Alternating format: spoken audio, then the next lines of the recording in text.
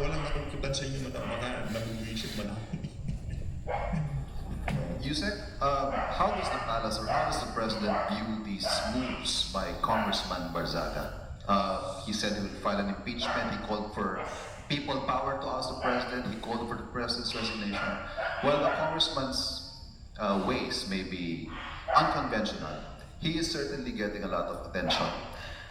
Is Malacanang paying attention? Sa panahon ngayon na marami pong ginagawa ang Pangulo, hindi po pinapansin ang mga ganyang klaseng usapin. Busy ang Pangulo sa pagtulong sa mga kababayan natin, maraming trabaho para maiangat pa ang Pilipinas, hindi para ibaba ang dignidad ng ating bansa. But again, is the president paying attention to Congressman Barzaga?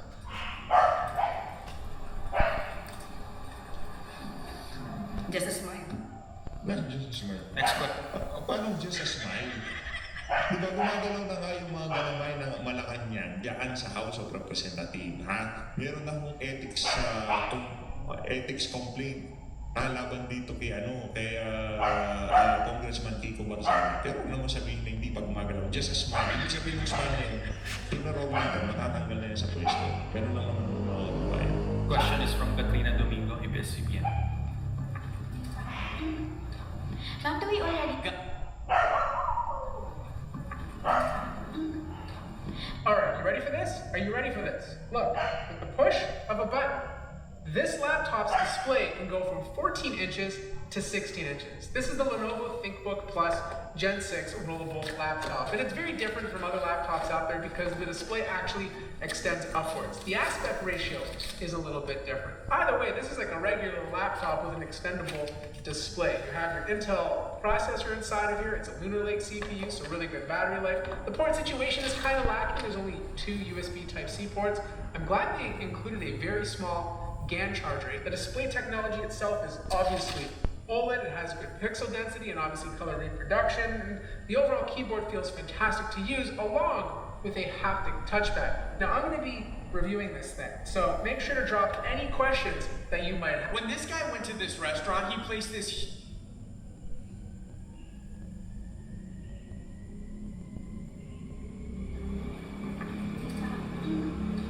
Ma'am, do we already have an updated number kung ilan na po yung complaints or letters na na-submit sa Sumbong sa Pangulo website since it was open to the public? Ever since Dying Light the Beast dropped 5 days ago, I've been playing it non-stop. I fell in love with the first game, and while the second had its flaws, it was still a good time. I've always loved zombie stories, The Walking Dead, Resident Evil, you name it, and Dying Light has always scratched that itch. Techland, the Polish studio behind the series, had a lot riding on this release. Dying Light 1 didn't wow critics, but players embraced it and it became a commercial success. Dying Light 2, on the other hand, didn't live up to the hype, and the Beast actually began life as a planned DLC. So naturally, skepticism was high.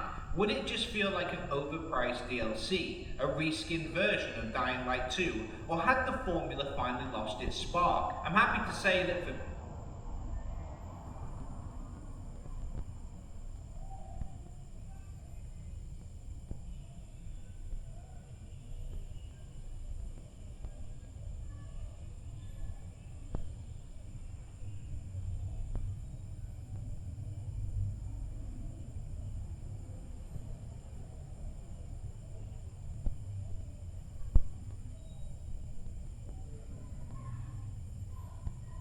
me, the Beast, hit every point I wanted it to. But it also represents something bigger, a rare moment where a game studio actually listened to its fans. I know, crazy, right? We've seen Bethesda snap back at criticism of Starfield, telling players that they're just playing it wrong. We've seen BioWare abandon the formula their fans love with Dragon Age, essentially telling their old audience to get with the times. Nintendo keeps raising prices and even selling physical games without actual physical content. Ubisoft is telling players to get used to not owning the games they buy, and Randy Pitchford, the creator of Borderlands 4, dismissed fan frustration by flat out saying they're wrong. Time and time again, AAA studios treat their fans like a cash cow. The customer is no longer always right. In fact, in their eyes, the customer is almost always wrong. But Techland broke that trend with The Beast. This is now the highest rated game in the Dying Light series, and the reason is simple. They listened to their community. They took feedback, learned from setbacks, and built on what fans actually wanted. And they've been rewarded for it with success that many of these other AAA studios can only dream of. So in this video, I'll cover the history of Dying Light, what Techland got right with the Beast, and why it shows a genuine respect for fans. I'll also contrast that with studios who do the opposite, and explain why the Beast might just make a real shift in gaming. And hey, if you're new here and enjoy this video, please consider subscribing. Dying Light 1 released in 2015 and it had a unique formula. An open world full of zombies, packed with side quests, activities, and a heavy focus on parkour. Both its combat and parkour style were sleek and responsive, which made the game not only good, but unique. We had seen previous open world zombie games like Dead Island, but never a mix quite like this. It also nailed its atmosphere with a day and night cycle, with the latter being not only scary, but incredibly dangerous, and volatiles chasing you relentlessly. People loved Dying Light because it perfectly blended fast fluid parkour traversal with tense survival focused combat. It wasn't flawless, but it delivered a unique mix of freedom, atmosphere and fun that clicked with players in a way that other games hadn't.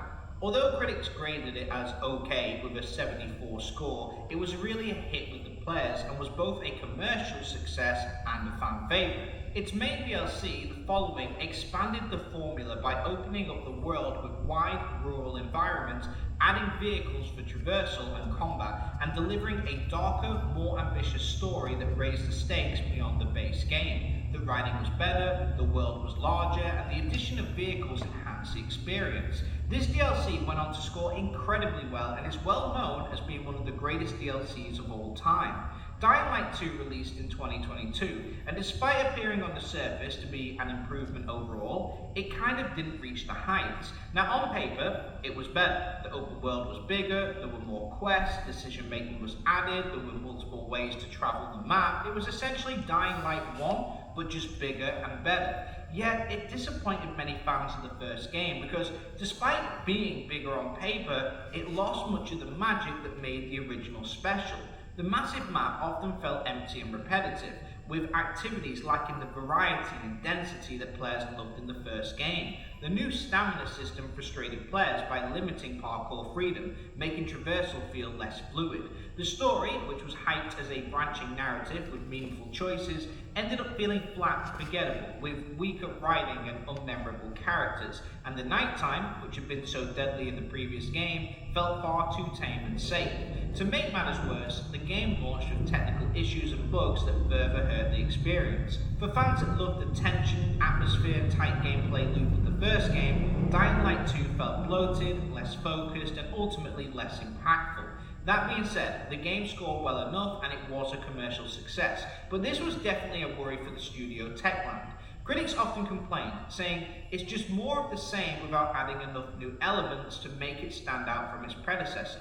The studio were at a point where their next entry, if it was received poorly, could mark the end of the series. It was announced that Dying Light the Beast would be the next installment. It was originally planned as a story DLC for Dying Light 2, but in 2023, major story details leaked online, forcing Techland to rethink the project. Instead of releasing spoiled content as a small add-on, the team decided to expand it into a full standalone game. This shift wasn't just about the leak. The developers became more ambitious, ideas began flowing, and the concept quickly outgrew a DLC scope. With inspiration from veterans who had worked on Dying Light 1 and The Following, the project exploded into something much bigger. It became, essentially, Dying Light 3. And boy, did they deliver. Having played it almost to completion, I feel this is the best entry in the franchise, and critics agree. What began as a side expansion ultimately became the highest rated game in the series. So how did they do this? Well, they listened to their fans. Techland built Dying Light the Beast by taking the best parts of the series and fixing what didn't work. From the first Dying Light, they kept the raw survival horror, the tense nights, and smooth parkour. From The Following, they brought back vehicles and a larger, more open world. And from Dying Light 2, they listened to criticism, cutting the bloated map, removing the stamina gauge for climbing, making nights terrifying again, and ditching fetch quest side content. They even addressed story complaints by bringing back fan favourite Kyle Crane and delivering a tighter, more focused narrative. They took the strengths from each, including Dying Light 2, and put them together and then improved on them. They heard the criticism on some aspects and removed them completely. The result is the best of all worlds and the best entry in the series. Now, on paper, this sounds easy, right? It's not exactly rocket science, but believe it or not, most AAA studios can't do this. The first mistake many developers make is that they chase trends or mass appeal. An example of this would be the Resident Evil franchise. The first 4 entries from that series were survival horror through and through. They were scary, gory, dark, and had you on the edge of your seat. They were horror games. Then 2009's Resident Evil 5 changed this instead, introducing a co-op action-focused experience. Zombies now had guns. The sequel, Resident Evil 6, took the action element even further, adding in run-and-gun mechanics, action set pieces, wall crawling, and excessive quick-time events. These 2 games were completely unrecognizable to the previous Alright, here we go. Finally checking out Dying Like the Beast, the full game, by the way. Let me tell you, I'm getting chills just thinking about playing this game right now. I don't know if it's because Kyle Crane's returning, or if it's like the last of a dying breed as far as these types of games just don't exist anymore. The Last of Us, Days Gone, Dying Light, Far Cry 5. You don't see these types of games anymore. Meant a lot to me. I want to ask you what always picked, but felt like a zombie game. I wanted to ask that question, right? But anyways, fam, love you all. Let's go and get this. My name is Kyle Crane. This was devastating. They can stop the spread and save the world to the virus, but our fate was worse.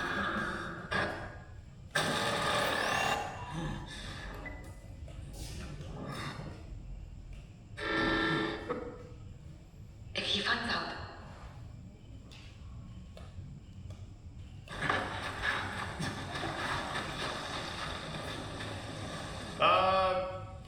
Can I break this? No. Gotta be a different way around then.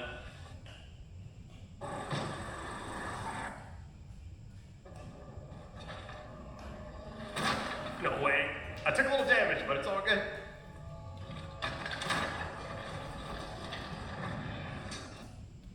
I'm gonna stay up.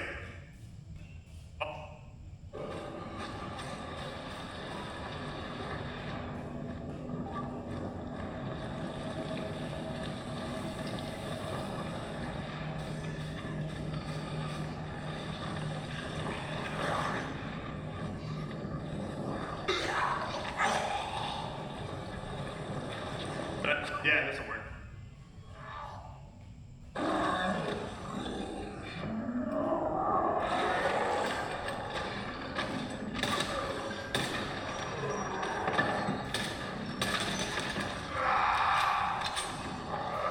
Oh, God.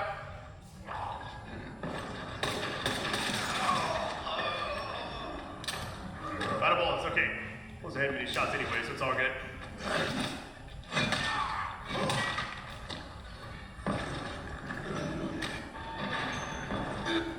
I don't like this. I need to heal up, but I'm gonna like.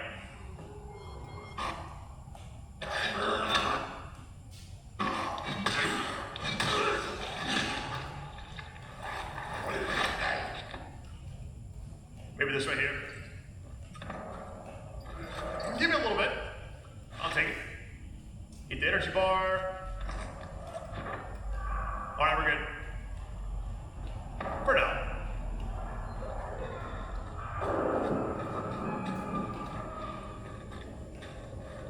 Investigation area. Hold on, before we go in there, what is this?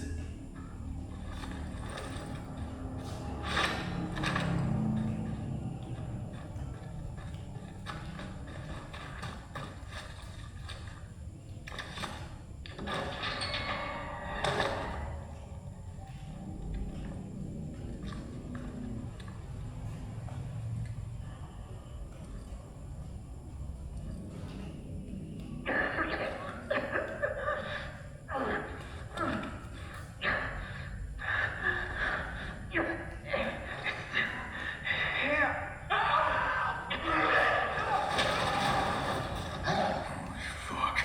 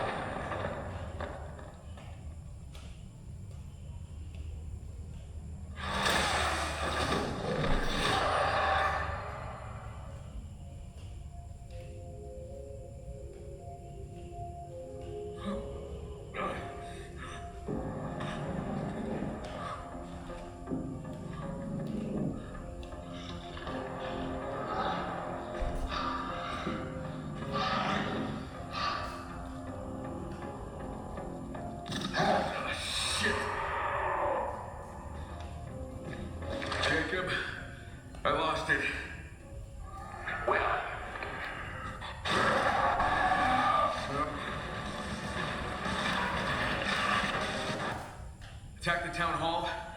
It's not a chimera. I'm actually gonna stop you for now. Thank you all for watching though, man. This, like, stuff like that. It's like, last. Alright, we're back with part 2 of Dying.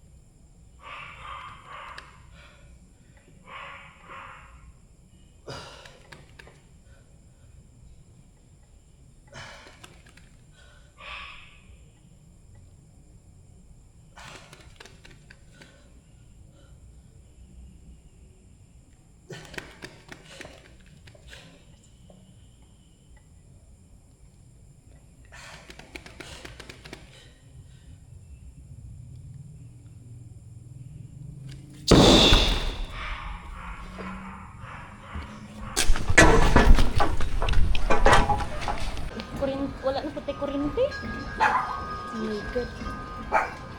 Lord.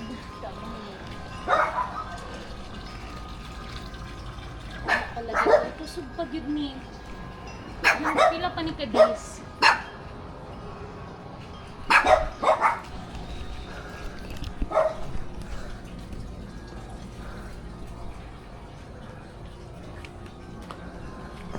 Uy, kusog pa ang tayo ubo.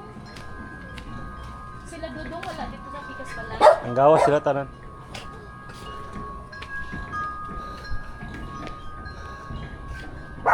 Ayun, nagsulod pa. Kaya wala pa naman pa, oh. Di, check. Aftershock pa, oh. Check na ako dali.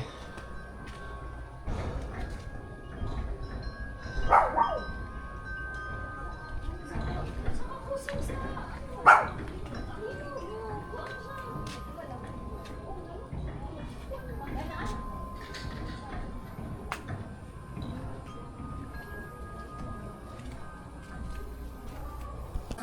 729 ang naitala po na complaint.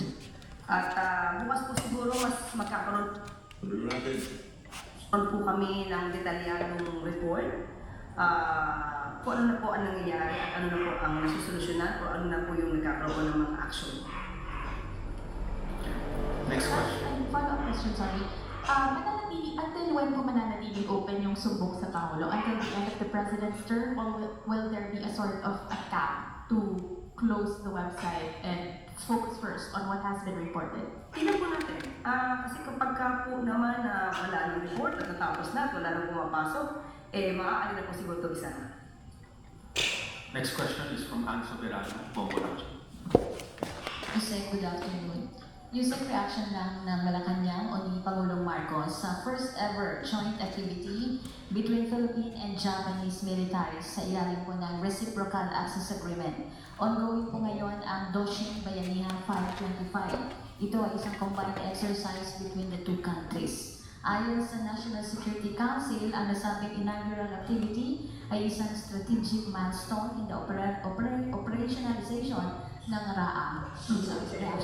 Yan din po ang Pinahirapan niyo pa yun itong si ate. Pinahirapan niyo pa sa pagtatanong itong si ate. Ang haba naman ng panahon na yun, ate. Next time, bigyan niyo lang ha. talaga po ng Pangulo.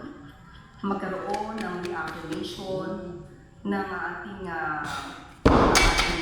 commitment sa stability, peace, and cooperation dito po sa Indo-Pacific.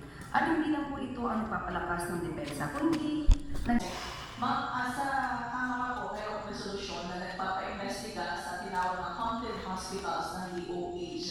At sa Senado naman, niya ni Senator Gatchalian yung higit 10 billion pesos na naluging po nila sa gobyerno dahil sa overpricing ng farm-to-market goods ng DA. Isasama na po ba ito sa iniimbestigahan ng ICI? kapag naman may mga dokumento, maaari naman po ito ibigay agad sa ICI para kung sino po yung mga concern ng mga tao dito at involved, ay maaari po agad na itatawag para magkaroon ng mas mabilis sa pag-iimbestiga.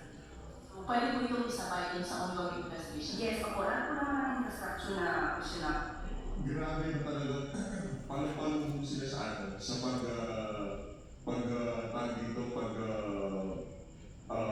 pagsama doon sa issue ng farm to market. Kasi yung talaga mas kailangan nila ngayon ng farm to market.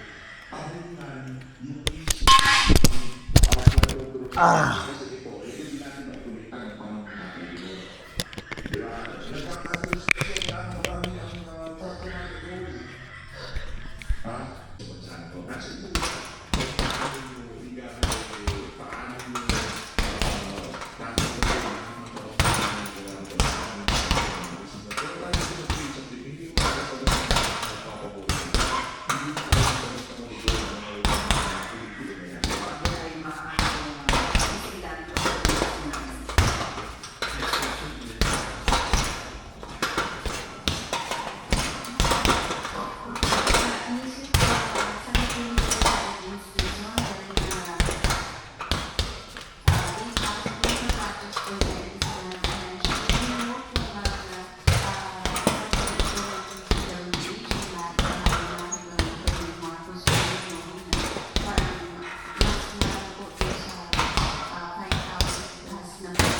projects ng ating po.